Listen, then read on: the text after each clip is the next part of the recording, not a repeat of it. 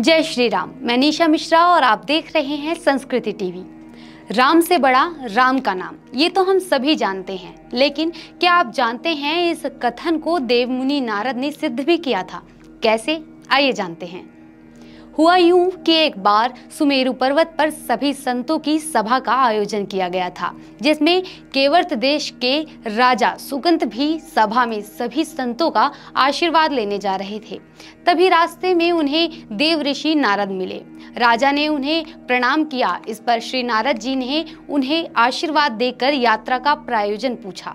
राजा सुकंत ने उन्हें बताया कि संतों की सभा में जा रहे हैं। इस पर नारद मुनि ने उन्हें जाने का आदेश तो दिया, लेकिन साथ ही एक सुझाव भी दिया कि जिस सभा में वो जा रहे हैं उसमें सभी को प्रणाम करना, लेकिन ऋषि विश्वामित्र का अभिवादन बिल्कुल मत करना। इस पर सुकंत ने कहा कि ये तो उनका अपमान होगा। तब श्री नारद जी ने उन्हें ये तर्क देते हुए समझाया कि तुम राजा हो, विश्वामित्र भी पहले राजा ही थे, वो बाद में संत बने हैं, इस नाते उन्हें प्रणाम मत करना। राजा सुकंत ने ठीक ऐसा ही किया। अब जब सभा समाप्त हुई तो विश्वामित्र पहुंचे श्री राम के पास। वहां पहुंचकर उन्होंने बताया कि उनका अपमान हुआ है और वो इसे भूल भी जाते, लेकिन ये केवल उनका ही नहीं बल्कि संत परंपरा का भी अपमान है। इस पर श्री राम जी ने उनके चरणों की सौगंध लेकर ये प्रतिज्ञा ली कि जो सिर उनके चरणों में नहीं झुका उसे वो काट देंगे। वहीं दूसरी ओर जैसे ही राजा सुकंत को राम जी के इस सौगंध की सूचना मिली, वो नारद जी को ढूंढने निकल गए। उन्होंने नारद जी से अपने जीवन बचाने की विनती की, जिस पर नारद जी ने उन्हें माता अंजनी की शरण में जाने की सलाह दी और उनका नाम गुप्त रखने को कहा, क्योंकि नारद जी ये भली भांति जानते थे कि माता अंजना ने अगर उन्हें बचाने का वचन दे दिया तो निश्चित ही बजरंगबली उन्हें कुछ भी नहीं होने देंगे। राजा सुकंत विलाप करते और जीवन दान की गुहार करते हुए पहुंच गए माता अंजना की शरण में और कहने लगे कि माता मुझे बचाइए, अन्यथा विश्वामित्र जी मुझे मार डालेंगे। बस फिर माता ने उन्हें प्राण बचाने का वचन दिया।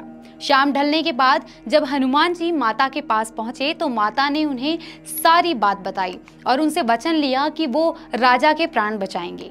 पूरी घटना से अनजान हनुमान जी ने बिन कुछ सोचे श्री राम के चरणों की सौगंध ली और सुकंत के प्राणों की रक्षा का वचन दे दिया। लेकिन जब राजा सुकंत सामने आए तो उन्होंने हनुमान जी को बताया कि श्री राम विश्वामित्र के कहने पर मृत्युदंड देने आ रहे हैं। अब बजरंगबली तो असमंजस की स्थिति में फंसी चुके थे, इसलिए हनुमान जी ने सर्वप्रथम राम जी से इस विषय में बात की। तब प्रभु राम ने उन्हें बताया कि वो अपने गुरु के चरणों की सौगंध ले चुके हैं और हनुमान जी ने भी उन्हें बताया कि वो भी अपने आराध्य यानी कि श्री राम की सौगंध ले चुके हैं। इस पर श्री राम ने उन्हें कहा कि आप अपना वचन निभाइए और मैं अपने कर्तव्य का निर्वहन करूंगा। बस फिर राम जी की आज्ञा के अनुसार हनुमान जी राजा सुकंत को लेकर पर्वत पर पहुंचे और राम नाम का कीर्तन करने लगे। लेकिन भगवान राम से डरे हुए राजा सुकंत राम जी को देखते ही डर गए। तब हनुमान जी ने सुकंत को राम नाम मंत्र के घेरे में बिठा लिया और राम नाम का जप करने लगे।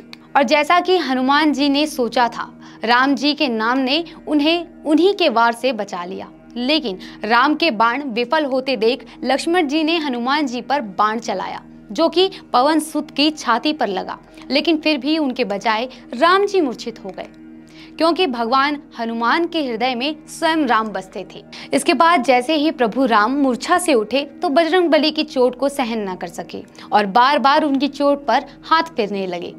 तब पवनसुत ने चुपके से सुकंत को अपनी गोद में बिठा लिया ताकि राम जी का हाथ राजा के सिर पर पड़ जाए, और हुआ भी यही। तब हनुमान जी ने प्रभु राम से कहा कि नाथ, अब तो आपने इनके सिर पर हाथ रख दिया है, अब तो सब कुछ आपके हाथ में है, इसकी मृत्यु और जीवन भी, इसलिए अब आप ही सुकंत के जीवन की रक्षा करें। तब राम जी ने मुस्कुराते हुए हनुमान जी से कहा कि जिसे आप अपनी गोद में बिठा लो उसके सिर पर तो मुझे हाथ रखना ही पड़ेगा, किंतु गुरु जी को क्या उत्तर देंगे। तभी हनुमान जी ने विश्वामित्र जी को आते देखा और उन्होंने राजा सुकंत से कहा कि जाओ, तब प्रणाम नहीं किया तो अब कर लो। इसके बाद राजा ने दौड़कर विश्वामित्र जी का अभिवादन किया। इसके बाद ऋषि प्रसन्न हो गए और राम जी से बोले कि राजा को क्षमा कर दीजिए। साथ में ये तर्क भी दिया कि संत का काम मिटाना नहीं बल्कि सुधारना होता है। यह भी सुधर गया है। लेकिन इसके बाद उन्होंने सुकंत से ये पूछ लिया कि उन्हें ऐसा करने का सुझाव किसने दिया था। इससे पहले कि राजा विश्वामित्र को कुछ कहते, नारद मुनि वहां पर प्रकट हो गए और सभी को संपूर्ण घटना की जानकारी दी। साथ ही विश्वामित्र को इस सलाह का कारण भी बताया कि लोग अक्सर उनसे पूछते हैं कि राम बड़ा या राम का नाम, तो मैंने सोचा कि क्यों ना लीला हो जाए, जिससे कि लोग अपने आप ही समझ लें कि भगवान से अधिक तो उनके नाम की महिमा है।